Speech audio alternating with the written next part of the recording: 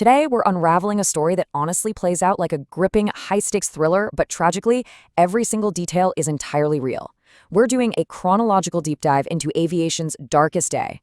It's really a story of how a series of incredibly small, seemingly unrelated events cascaded into just an unbelievable catastrophe. So grab your focus because literally every minute counts in this timeline. 583. That is the staggering death toll of the worst aviation disaster in history. And you know what the most shocking part is? This massive tragedy didn't start in the air. It didn't even start with a mechanical failure. No, it began with a flower shop and a ticking suitcase at an entirely different airport. Okay, let's dive into this with part 1, the unlikely catalyst. So picture this. It's March 27th, 1977. A separatist group plants a bomb at the Las Palmas airport over in the Canary Islands. A warning call comes in, and they mention bombs, plural. When the first explosive actually goes off in a passenger terminal flower shop, thankfully, nobody is killed. But it forces the immediate closure of the entire airport. Suddenly, you've got 6 large commercial jets, totally full of passengers, running low on fuel, and they've got absolutely nowhere to go. They're forced to divert to a nearby island, Tenerife. Now, time is the ultimate villain here. At 11:30 a.m., that bomb is planted. By 1:38 p.m., KLM Flight 4805, which is a massive Boeing 747, lands at this diverted airport in Tenerife.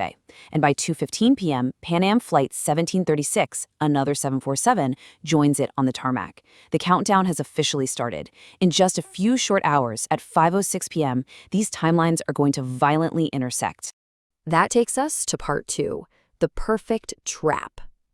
To really understand how this happened, you have to understand where they were. Tenerife Los Rodeos Airport wasn't some massive international hub. It was a small regional airstrip that was just suddenly overwhelmed by giant diverted jumbo jets. The taxiways were totally jammed with parked planes. They essentially created a flying parking lot right there on the ground. It's honestly a textbook example of the Swiss cheese model of disaster. Check this out. Los Rodeos only had 2 air traffic controllers to handle all of this unprecedented traffic. They had absolutely 0 ground radar. The airport consisted of just 1 single runway and 1 parallel taxiway.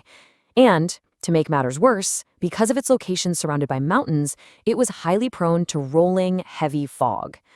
Without ground radar, these 2 overwhelmed controllers were basically flying blind, relying entirely on the pilots just describing their locations over the radio. Down on the tarmac, we basically have a tale of 2 very different aircraft.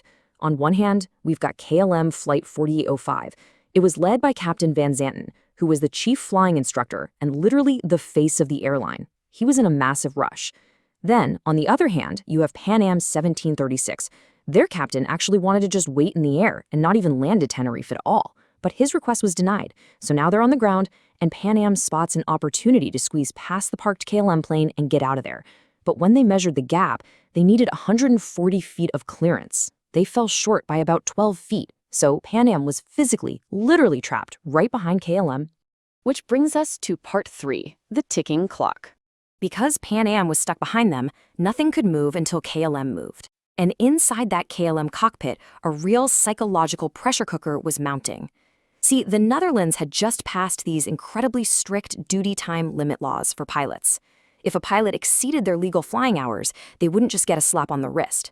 No, they risked losing their pilot's license altogether or even facing jail time. Captain Van Zanten was obsessively checking his watch.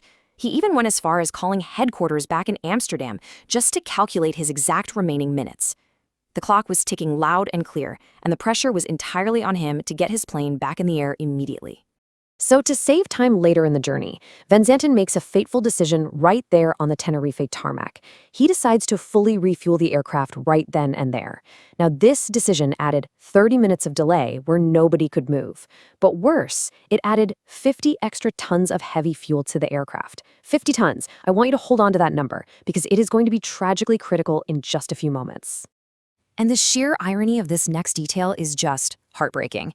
Literally minutes after KLM began pumping that heavy fuel into their plane, a message arrived from the control tower. The bomb threat at Las Palmas was cleared. The airport was back open. Think about that. If that message had arrived just 5 minutes earlier, KLM wouldn't have started refueling, they could have left immediately, and this entire disaster would have been entirely avoided. So the crucial point is, part 4, the fatal silence. Those 30 minutes of refueling changed the course of history. As we enter the final hour, we see a perfect storm of systemic failures. By 5 p.m., the visibility just drops off a cliff. It goes from a nice, clear 2,000 meters down to a blinding 300 meters. Then, the runway's center lights fail entirely. Now the planes can't see each other, the tower can't see the planes, and remember, they don't have ground radar. And sitting right in the middle of this invisible maze is the KLM plane, now 50 tons heavier and requiring way more runway and speed to actually lift off. So the tower instructs the planes to taxi down the single active runway. KLM goes all the way to the very end to turn around and hold their position. Pan Am is following right behind them in the fog, but the tower tells Pan Am to leave the runway at the third exit, exit C3. Well, exit C3 requires a really sharp 135-degree turn. Doing that in a 340-ton Boeing 747 is incredibly difficult, almost impossible. But exit C4, just a little bit further down the runway, is a super easy 45-degree turn. So when you combine the thick fog, a heavy Spanish accent from the tower, static-filled radios, and just basic pilot logic, the Pan Am crew naturally assumed the tower must have meant exit C4, so they stayed on the runway slowly hunting for C4 in the blinding fog. Meanwhile, way down at the end of the runway, KLM's Captain Van Zanten is incredibly stressed about his time limits. He actually pushes the throttle to take off without any clearance at all. His co-pilot frantically stops him, reminding him they don't have permission yet. They eventually get their route clearance, but critically still not their takeoff clearance. But Van Zanten, he pushes the throttle again anyway. The co-pilot, clearly too intimidated to stop his boss a second time, just keys the radio and broadcasts this really vague, confusing phrase to the tower. "We are now at takeoff." Well, the tower controller hears this weird phrase and assumes the KLM plane is just sitting there at the end of the runway, engines spooled up, ready and waiting for the actual green light. So the tower replies with this exact quote, "Okay, stand by for takeoff, I will call you." Those 8 words were meant to keep the plane firmly parked, but KLM, already accelerating at 100 miles per hour down the runway, didn't interpret it that way at all. Inside the Pan Am cockpit, they hear this weird exchange, and they panic. They know they're still right there on the active runway, completely hidden in the fog, so the Pan Am crew instantly keys their radio to shout a desperate warning to everyone on the frequency. "We are still taxiing down the runway." And this brilliantly illustrates the most tragic technological failure of the entire day. 3.75 seconds. Because the Pan Am crew and the control tower keyed their microphones at the exact same split second, the radio signals overlapped. It creates a phenomenon called a heterodyne.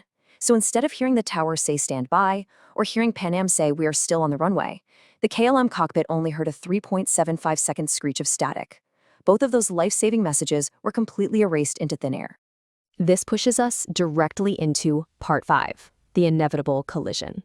KLM is now speeding blindly down the runway at over 100 miles per hour, fully assuming the path ahead is totally clear. Pan Am is slowly crawling toward their exit, completely unaware that a massive jumbo jet is hurtling directly toward them through the thick fog. At exactly 5:06 p.m., the KLM co-pilot calls out V1.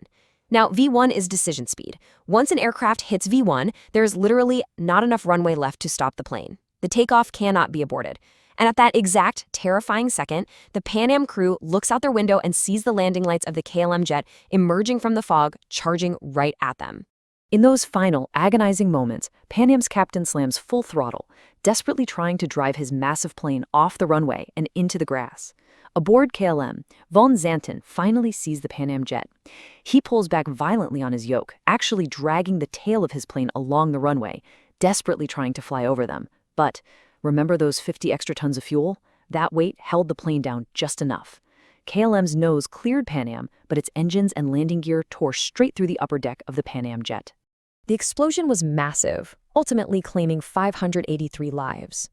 But the devastating, bitter irony of this entire timeline is that exactly 4 minutes after the collision, the fog magically lifted.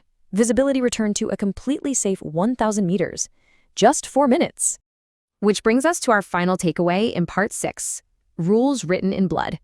When investigators finally sifted through the wreckage, they found that the root cause wasn't just the fog or the bad radios or a narrow taxiway. They uncovered this deeply toxic cockpit culture. See, back in 1977, the captain was basically seen as a god in the sky. His word was absolute. And Captain Van Zanten wasn't just any pilot. He was the chief instructor who had literally signed the certification for the co-pilot sitting right next to him. When Van Zanten pushed that throttle without clearance, His co-pilot and flight engineer absolutely knew something was wrong, but they were just too intimidated by their legendary instructor to firmly challenge him. And that silence proved fatal. So why do we wait today? Why do modern pilots wait for explicit clearances, read everything back twice, and actively encourage junior officers to speak up if something feels off? Well, it's because today's entire aviation safety system, which is known as crew resource management, was born directly from the ashes of this disaster. Every annoying airport delay, every double check, every strict protocol that keeps you safe when you fly today, they exist because they were written in the blood of those 583 passengers in Tenerife. It really makes you look at a delayed flight entirely differently now, doesn't it?